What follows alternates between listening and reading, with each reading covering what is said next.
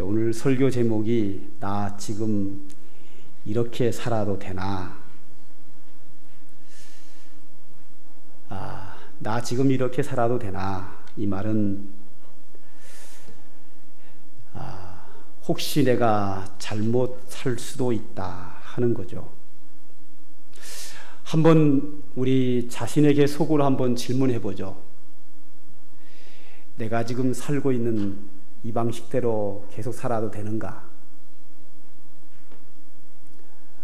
우리가 내가 지금 살고 있는 게 제대로 바르게 살고 있는가 반성해 봐야 될 이유가 있습니다. 왜 그런가 하면 사람들은 대부분 자기 자신에게 관대합니다.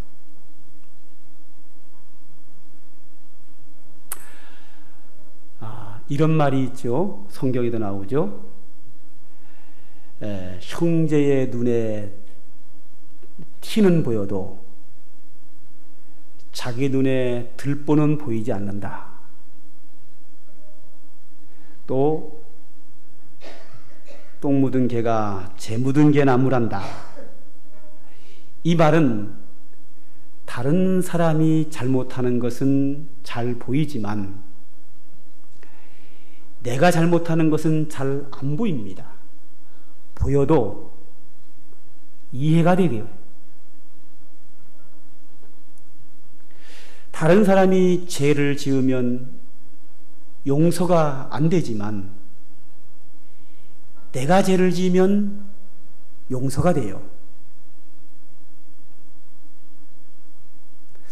다른 사람이 잘못하면 이해가 안 되지만 내가 잘못하면 이해가 돼요. 다른 사람이 잘못된 길로 가는 것은 잘 보이지만 내가 잘못된 길을 가는 것은 잘 알지 못하는 게 사람입니다. 그래서 다른 사람의 잘못을 지적질은 잘하지만 자기가 자기 자신을 돌아보는 것에 대해서는 굉장히 인색합니다. 자신에 대해서는 아주 후대합니다. 용서가 되고 이해가 되고 납득이 되고 이것이 늘 반복되게 살아가다 보면 내가 지금 내 인생을 잘못 살고 있으면서도 잘못 사는지를 모르고 착각 속에서 저주의 길을 갈 수도 있습니다. 그러기에 우리는 나 자신에 대하여 객관적으로 보면서 나 자신을 스스로 반성해 봐야 합니다. 하나님의 말씀을 앞에 놓고 내가 정말 성경 말씀대로 하나님의 뜻대로 살고 있는가? 거울을 통하여 내 모습을 발견하는 것처럼 성경 말씀을 통해서 나 자신을 바라보고 발견하고 바른 길로 가고 있는가를 봐야 합니다. 또 하나, 내가 지금 바르게 살고 있는지를 다른 사람들과 비교해서 혹은 다른 사람들의 충고를 통해서 나를 바라볼 수도 있고 내가 살아온 역사, 인간의 과거 역사를 통해서 나를 발견할 수도 있습니다. 얼마 전에 어떤 사람이 우리나라 학생들에게 국사를 배우지 않아도 되도록 했어요. 그러니까 이름은 밝히지 않겠습니다. 누군지 몰라가지고. 하여튼 어떤 사람이, 내가 알지 못하는 사람이 중고등학생들에게 한국사를 필수 과목에서 제해버렸습니다. 그랬다가 그것이 잘못된 것을 알고 나중에 다시 회복은 시켰습니다만 누군지는 모르지만 몰라도 한참 모르는 겁니다. 인간이 인간의 역사를 빼놓고는 앞을 향하여 나가기 어렵습니다. 공무원 시험에도 한국사가 꼭 들어갑니다. 세계의 모든 나라가 세계사와 그 나라의 역사를 반드시 배웁니다. 그 이유가 뭔가 하면 인간의 삶은 과거에 일어났던 일이 또 일어납니다. 옛날 사람이 지금 사람이고 지금 사람이 미래의 사람입니다. 환경이 인간의 문화만 바뀔 뿐이지 사람은 어제나 오늘이나 내일이나 그 사람이 그 사람입니다. 우리 사람은 미래를 향하여 비전을 바라보고 앞으로 나갑니다. 그런데 비전을 향하여 미래를 바라보고 앞으로 나갈 때에 어떻게 앞을 보고 나갈 것인가의 지혜는 과거 역사가 주는 겁니다. 인간의 역사는 돌고 돕니다. 인간이 과거에 이렇게 살아왔다면 그것을 거울 삼아서 거기에서 지혜를 얻어서 미래의 방향을 잡아서 비전을 향하여 지혜롭게 나갈 수 있는 겁니다. 그러므로 인간사에서 인간의 역사를 결코 빼놓을 수 없습니다. 오늘 예수님께서 2000년 전 예수님께서 그 시대 사람들에게 어떤 교훈을 줄 때에 옛날 사람, 과거의 역사적인 사람을 근거로 해서 그 시대 사람들을 교훈하고 있습니다. 첫 번째로 2000년 전 예수님 당시에 예수님 당시로부터 1000년 전에 남방 여인과 예수님 당시의 사람들을 비교해 보라고 말씀하십니다. 예수님 당시로부터 1000년 전에 솔로몬 왕 시대에 솔로몬 왕의 지혜가 너무 대단해서 전 세계적으로 이렇게 퍼져나갔습니다. 그때 남쪽 멀리 살고 있는 스바야 왕이 솔로몬의 지혜의 소문을 듣고 그 지혜의 말씀을 듣기 위해서 금은 보화를 마차에 가득히 싣고 솔로몬 왕을 찾아왔습니다. 그리고 솔로몬 왕의 말씀에 지혜를 귀를 기울이고 많은 교훈을 얻고 만족하고 돌아갔습니다. 예수님께서 이 말씀을 하시면서 그 시대 사람들에게 말합니다.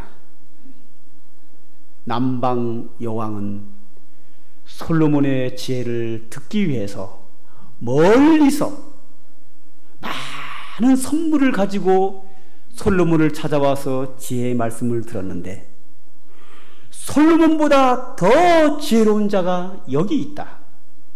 솔로몬보다 더 큰 자가 여기 있다. 하나님의 아들 그리스도 메시아가 여기 있느니라. 내가 더 그들보다 솔로몬보다 더 소중한 하늘의 지혜를 너희에게 전하여 주는데 너희가 이 교훈을 들으려고 하지 않는다.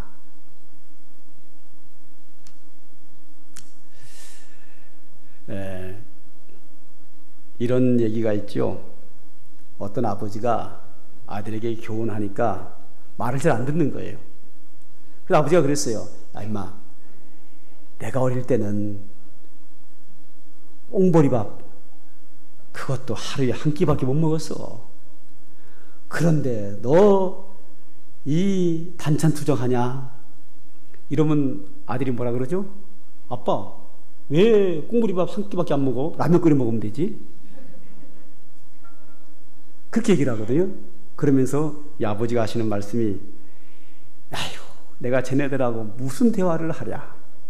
이 대화가 안 되는 거죠. 서로가. 저도 이따금씩 제 자녀들에게 그래요.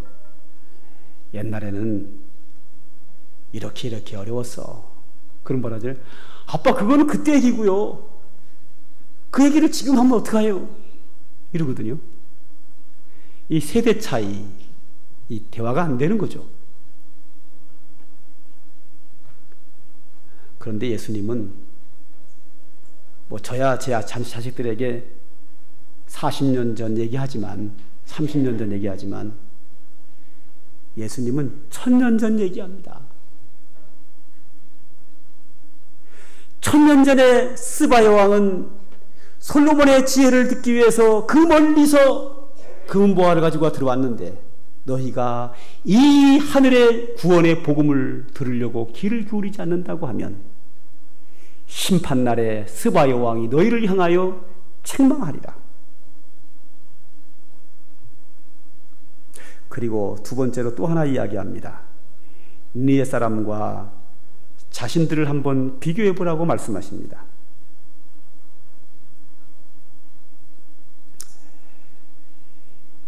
니느웨 사람들은 요나가 전하는 복음을 듣고, 주무신 분이 계시네요.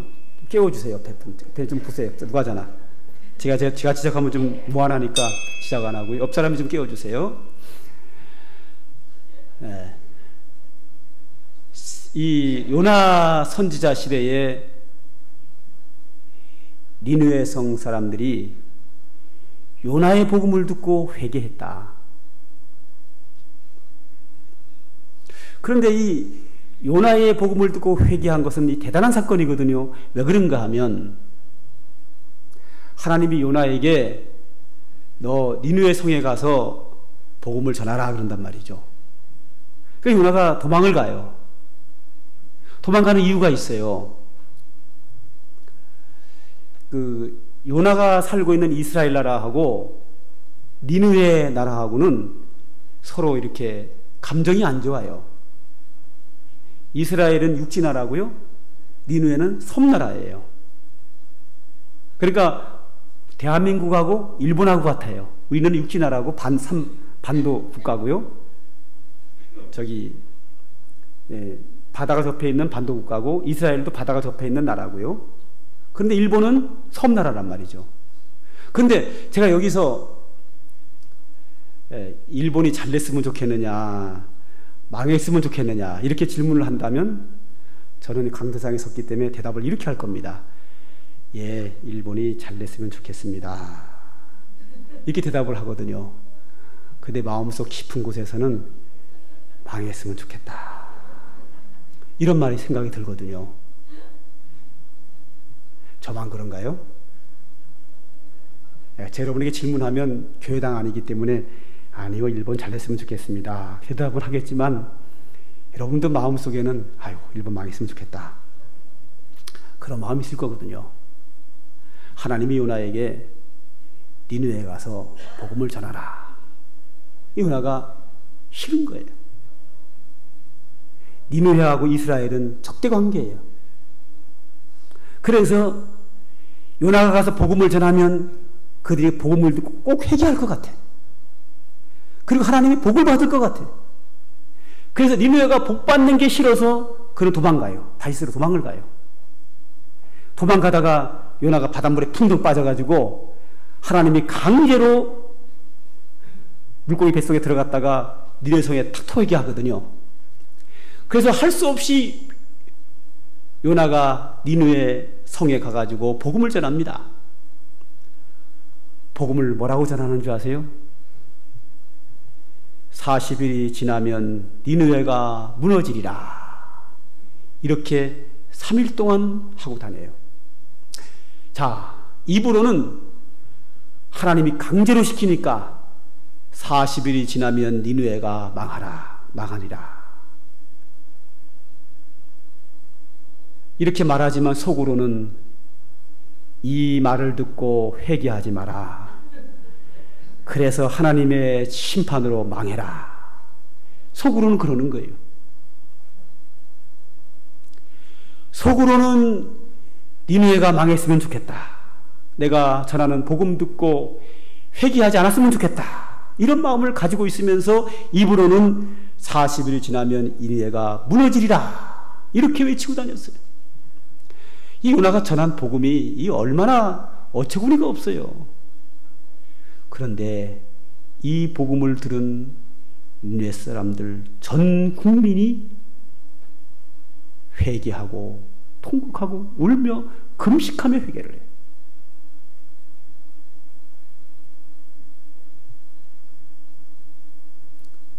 그러니까 요새 요나가 삐졌어요.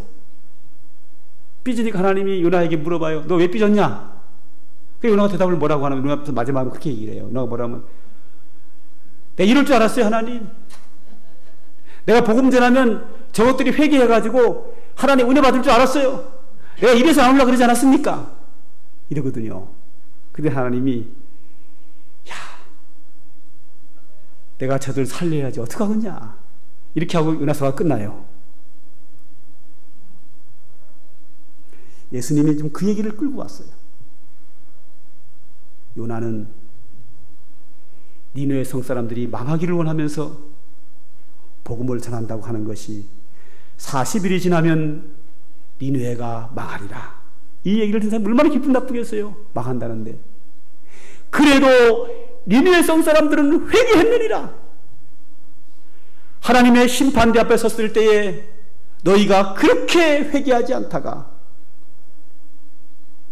니느웨 성 사람들이 심판대 앞에 서서 너희를 향하여 정죄하지 않겠느냐? 니느웨 성 사람들은 요나와 같은 그런 복음을 듣고도 회개했는데 너희는 하나님의 아들 예수 그리스도가 오셔서 복음을 전해도 회개하지 않느냐라고 너희들을 책망하고 정죄하지 않겠느냐? 주님께서 니느웨 성 사람들과 그 시대 사람들을 비교하면서 복음의 귀를 기울이지 않고 고집을 피우는 그들을 깨우치고 있는 것입니다. 세 번째로, 오늘날 우리 자신은 어떻습니까? 한번 우리 자신은 얼만큼 하나님 앞에서 바르게 살고 있는가 한번 살펴볼 필요가 있습니다. 여러분들이 자신들을 돌아보기 위해서 저도 한번 비교해 보고 싶습니다.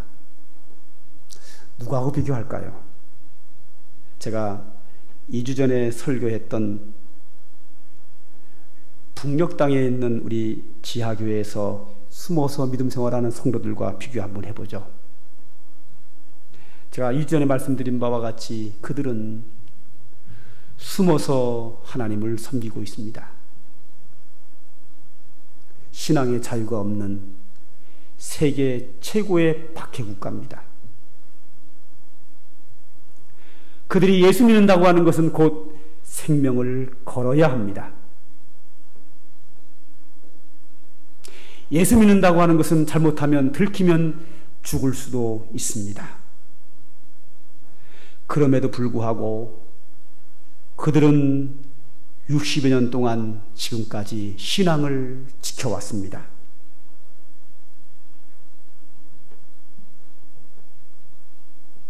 거기에 비해서 우리는 어떻습니까?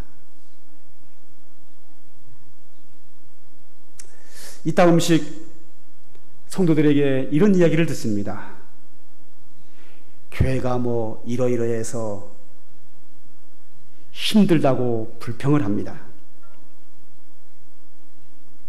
교회가 힘들다고 불평하고 또 신앙생활하기 참 힘들다고 불평합니다.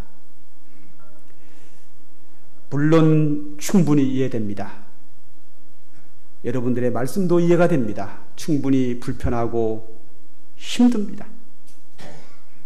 하는 일도 많고 바쁘기도 하고 이러저러한 어려움 때문에 믿음 생활하기 힘든 거 저도 압니다. 그런데 한번 비교해 보죠. 우리가 믿음 생활하기 힘들면 북녘 땅에서 생명 걸고 지하에서 숨어서 믿음 생활하는 그들보다 힘듭니까? 그들은 그런 상황에서 믿음 생활에 불평하지 않는데, 만약에 우리가 하나님의 심판대 앞에 섰을 때에 그들이 그 자리에 와서 우리는 북녘땅 신앙의 자유 가운데서 생명 걸고 불평하지 않고 믿음 생활했는데, 너희들은 자유 대한민국 국가 속에서 그렇게 믿음 편하게 믿음 생활하면서 불평했느냐고 우리를 정죄하지 않겠습니까?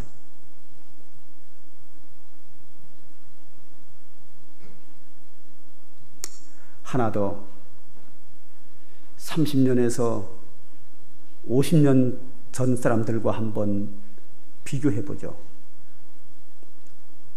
60년대, 70년대, 80년대 한국교회 성도들은 참으로 어려운 가운데 믿음 생활했습니다. 그럼에도 불구하고 그들의 신앙은 얼마나 열정적이었는지 모릅니다.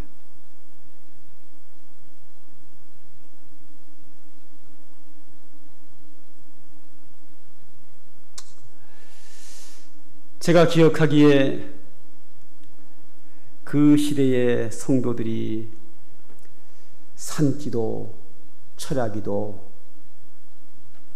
금식기도, 기도원에서 부흥집회 속에서 산속에 들어가서, 그리고 얼마나 전도하는데 열정적이었는지 모릅니다.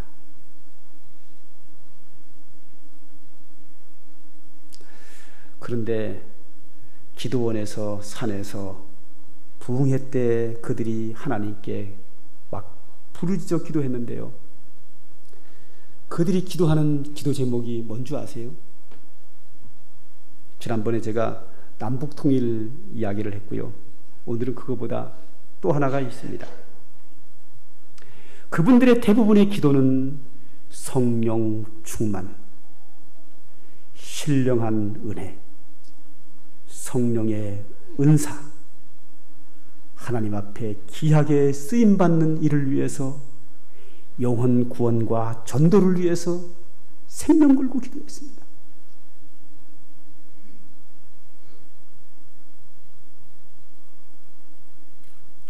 부흥회 때 기도원에서, 교회에서, 산에서 밤새도록 부르짖어 기도하는 기도의 소리는 대부분이 주여 성령 충만 주시옵소서, 성령의 능력을 주시옵소서, 주님을 위해서 헌신하는 자 되게 하여 주옵소서, 하나님 앞에 귀하게 쓰임받게 하여 주시옵소서. 이것이 그들의 부르짖는 대부분의 기도였습니다.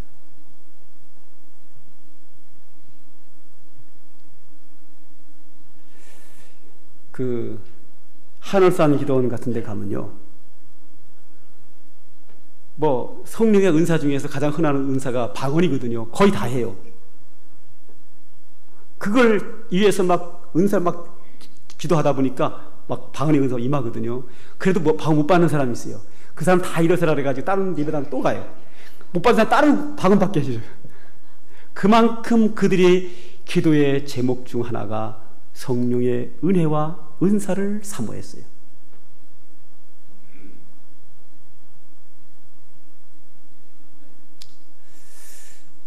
우리 60년대, 70년대, 80년대 믿음 생활하는 그들이 열정적으로 하던 사람들이 서서히 이제 천국으로 가시거나 가시고 있는 중입니다.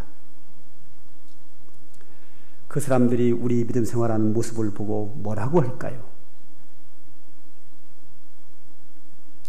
니느웨 서성 사람들이 일어나 이 세대 사람들을 정죄하리니 그들이 요나의 전도를 듣고도 회개하였는데 요나보다 더 큰 이가 여기 있느니라.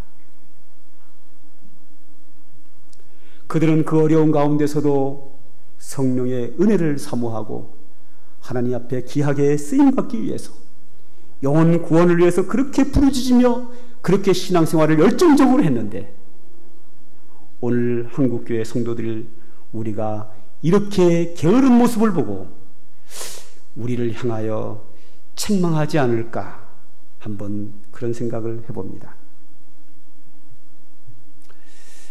새벽에요, 새벽 기도가 근데 끝나고 이제 요즘은 제가 차량 운행을 하거든요. 새벽에 차량 운행을. 차량을 하고 돌아와서 화단도 이렇게 돌아보고 약간 산책 비슷하게 하다가 이제 사무실로 3층으로 올라옵니다.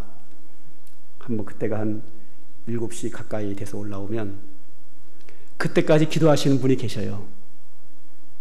뭐 홍정순 권사님, 원어분 집사님 기도하시고 그분보다 더 늦게 기도까지 하는 분이 있어요. 김동욱 권사님이 기도하시는데 기도 어떻게 하는지 내가 알려드릴게요. 이렇게 기도합니다. 앉아서 막 기도하다가요 찬송을 또 막 불러요. 혼자서 찬송을 또 막 부르다가 그 다음에 또 막 또 기도해요. 이것이 30년, 40년 전 기도 방식입니다.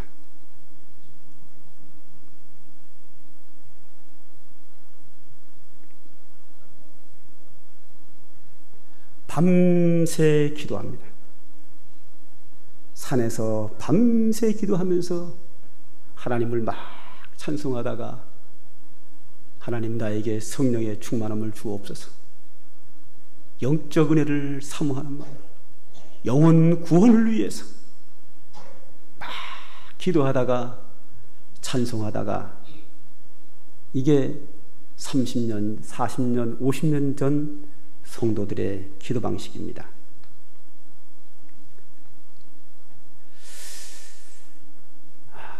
우리 찬송 하나 부르죠. 찬송가 316장입니다.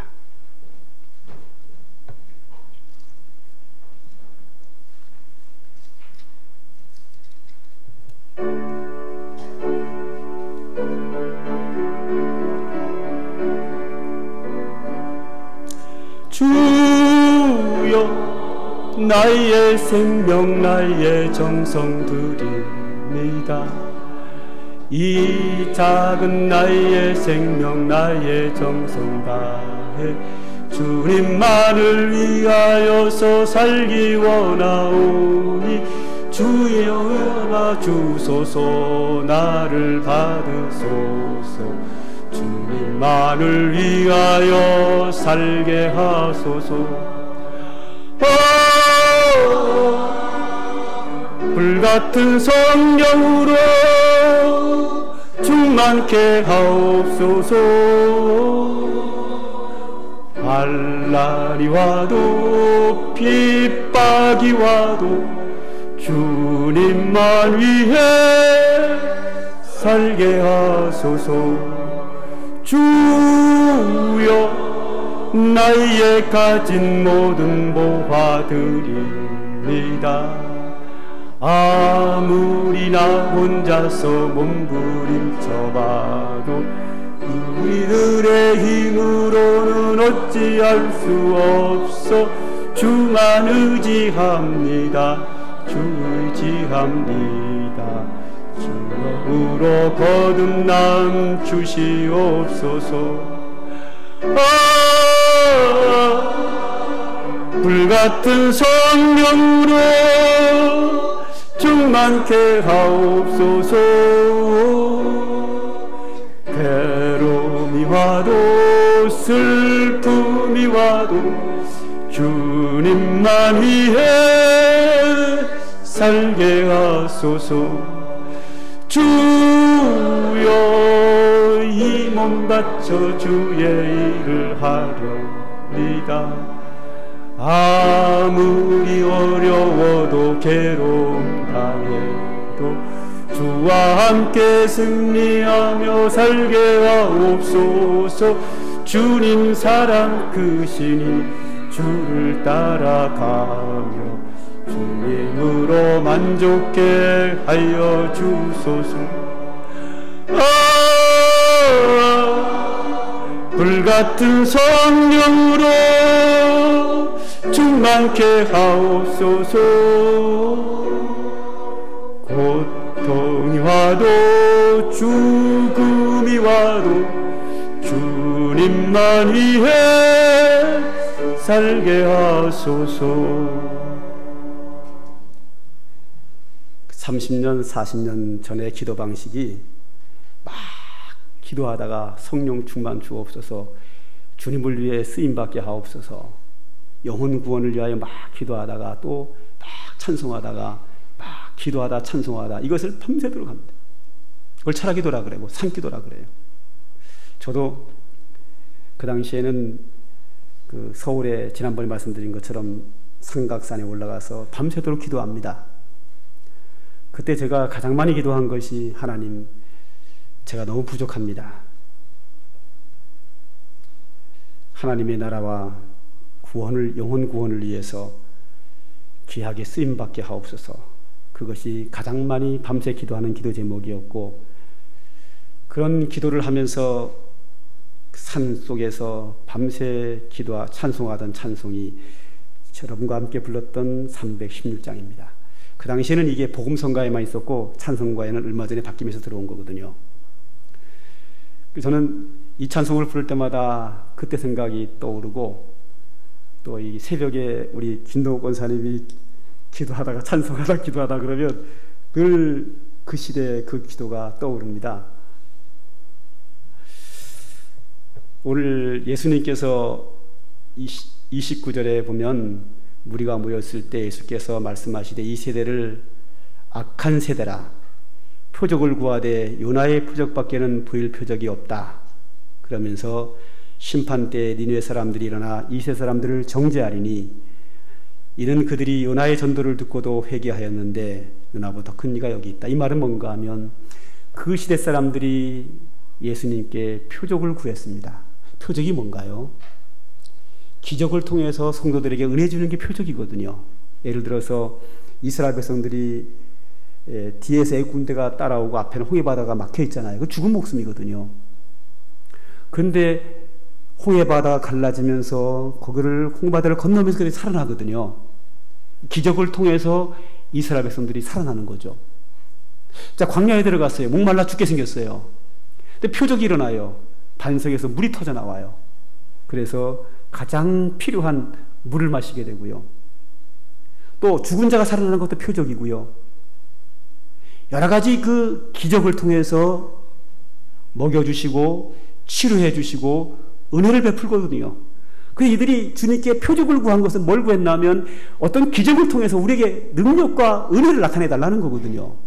그때 예수님께서 그들에게 이렇게 말씀하십니다. 이 세대는 악한 세대라. 나에게 표적을 구하는데 나는 너희들에게 요나의 표적을 보여주겠다. 구약에 많은 표적이 있는데 그런 표적들을 보여주지 않고 요나의 표적을 보여주겠다. 요나의 표적이 뭔가요? 요나가 말도 안 되는 전도를 합니다. 40일이 지나면 니느웨가 무너지리라. 그런데도 불구하고 니느웨 사람들 전체가 울며 금식하며 회개합니다. 이것이 기적이다. 그들은 40일이 지나면 니느웨가 무너지리라고 하는 그 정도를 듣고도 그들이 회개하고 새 사람 됐는데, 그들과 너희와 비교했을 때에 그들이 너희들을 책망하지 않겠느냐? 우리 세대가 그렇습니다. 예수 믿는 사람들이 거저 은혜 받고 복 받는 것을 사모하는 우리들 아닙니까? 이런 우리들에게 주님 말씀하십니다. 북녘 땅에서 목숨 걸고 신앙생활하는 사람을 바라봐라. 너희가 이 편한 세상에서 불평하는 것이 과연 옳은가? 1000년 전, 800년 전이 아니라 30년 전, 40년 전 믿음 생활하던 한국교회 성도들과 너희를 비교해봐라. 그렇게 게을러서 되겠느냐? 오늘 주님이 우리에게 그렇게 말씀하시리라 생각합니다. 우리 지금 불렀던 찬송가 3절 한번 더 부르고 기도하고 마치겠습니다.